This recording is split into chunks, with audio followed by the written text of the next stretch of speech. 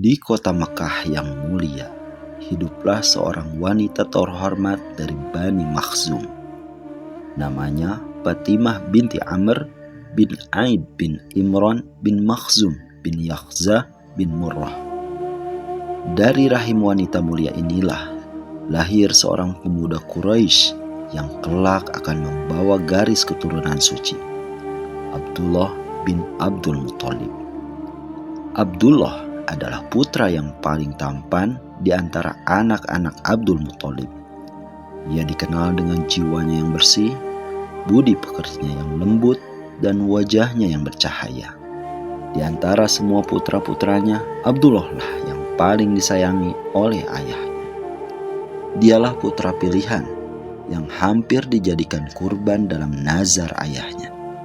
Namun, Allah menyelamatkannya.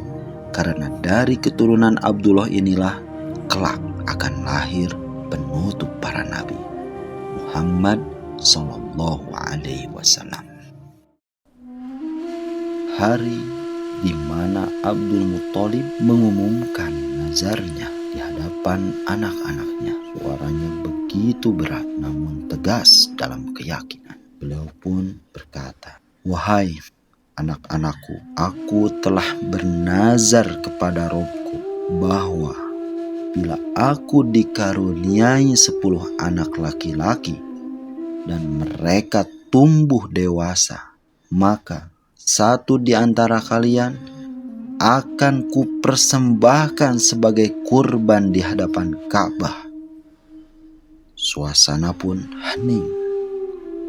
Semua mata tertuju kepada ayah mereka.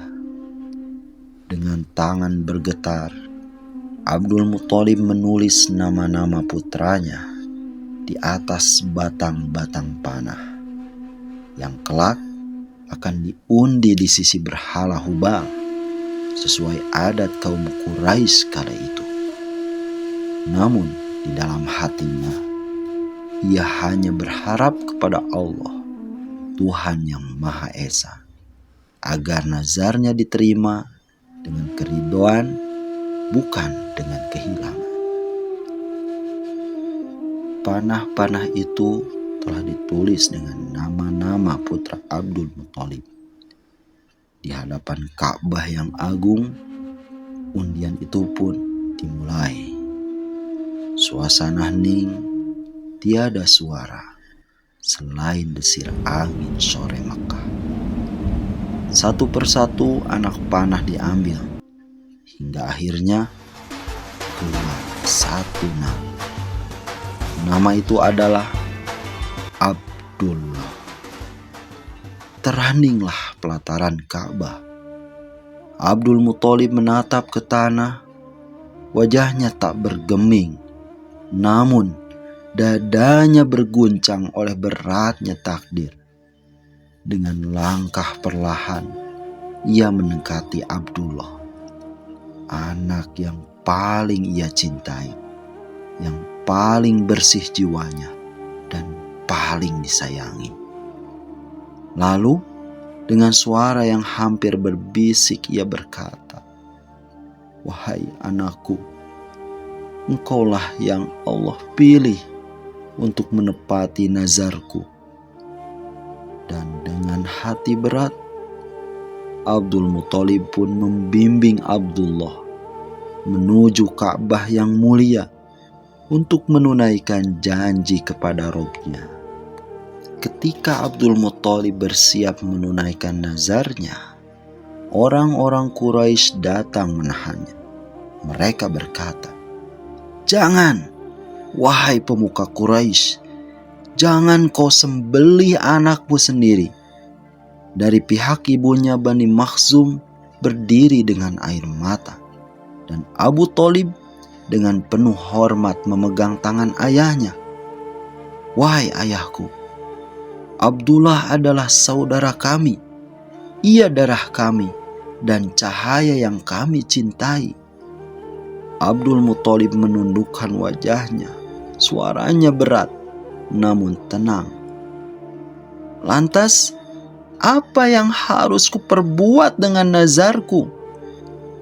Mereka pun menjawab, Pergilah, mintalah petunjuk kepada tukang ramal wanita agar ia menunjuki jalan keluarnya. Maka Abdul Muthalib pun menatap Ka'bah, seolah bertanya dalam diam, apakah Allah akan mengganti ujian ini dengan rahmat yang lebih besar? Maka berangkatlah Abdul Muthalib menembus padang batu di bawah cahaya senja. Langkahnya berat. Setiap hembusan angin membawa doa yang tak bersuara. Ia datang ke tempat seorang peramal wanita yang dikenal bijak di antara bangsa Arab untuk meminta petunjuk tentang nazarnya. Di dalam ruangan batu itu, suasana hening. Hanya lentera kecil yang bergetar tertiup angin. Abdul Muthalib menundukkan kepala dan berkata perlahan, "Wahai wanita bijak, aku telah bernazar kepada Tuhanku bahwa jika aku diberi 10 anak laki-laki, maka salah satunya akan aku persembahkan sebagai kurban." Peramal itu diam sejenak, menatapnya dengan tajam. Lalu ia berkata lembut, "Bawalah undianmu antara nama anakmu Abdullah dan 10 ekor unta. Jika nama anakmu keluar, tambahkan 10 ekor unta lagi. Lakukan itu berulang hingga Robmu ridho, dan unta itulah yang menggantikan putramu." Abdul Muthalib terdiam, menatap lentera kecil itu bergetar dalam cahaya kuning. Ia tahu malam itu bukan sekadar keputusan, melainkan takdir yang sedang ditulis oleh Allah. Maka ia berangkat, maka ia bangkit perlahan dan pulang dengan hati yang teguh, membawa harapan agar nazarnya ditepati, namun anaknya diselamatkan. Malam itu ia duduk di depan rumahnya, menatap bintang-bintang yang bergantung di langit. Di sisinya berdiri putra-putranya, termasuk Abdullah, anak yang paling ia cintai. Dengan tangan gemetar, ia mengambil 2 anak panah yang telah disiapkan. Pada yang satu, ia menulis nama Abdullah, dan pada yang lain, ia menulis 10 ekor unta. Lalu, ia mengangkat keduanya ke langit sambil berdoa dengan suara bergetar. "Ya Allah, Engkaulah yang mengetahui isi hatiku. Aku menepati nazarku, namun aku memohon rahmat-Mu atas anakku." Maka dimulailah undian itu di hadapan keluarganya dan beberapa orang Quraisy. Anak panah pertama dilempar, dan yang keluar adalah nama Abdullah. Sejenak udara di sekeliling menjadi hening. Abdul Muthalib menatap tanah, lalu menghela nafas panjang. "Tambahkan 10 ekor unta lagi," katanya lirih. Dan undian itu pun diulang kembali. Nama Abdullah keluar lagi. Begitu terus hingga jumlah unta bertambah 20, 30, 40, dan setiap kali yang keluar tetap nama Abdullah. Namun Abdul Muthalib tidak menyerah. Ia terus menambah jumlah unta dengan penuh keyakinan dan kesabaran. Di matanya bukan lagi sekedar nazar, melainkan bentuk penghambaan dan harapan agar kasih Allah turun kepadanya. Maka Undian itu terus dilakukan, satu demi satu, dengan kesabaran yang luar biasa. Setiap kali anak panah dilempar, nama yang keluar selalu Abdullah. Hingga unta yang dikumpulkan telah mencapai 100 ekor. Maka Abdul Muthalib pun menundukkan kepala, lalu berdoa dalam keheningan yang dalam. Ya Allah, Engkau maha tahu isi hati seorang ayah. Aku menepati nazarku, tapi aku memohon agar Engkau menggantinya dengan rahmat. Lalu undian itu pun dilakukan sekali lagi. Dan kali ini yang keluar bukan lagi nama Abdullah, tapi unta. Air mata menetes di pipi Abdul Muthalib. Ia menatap langit dan bersujud syukur. Nazarnya telah ditepati, namun anaknya diselamatkan oleh kasih Allah.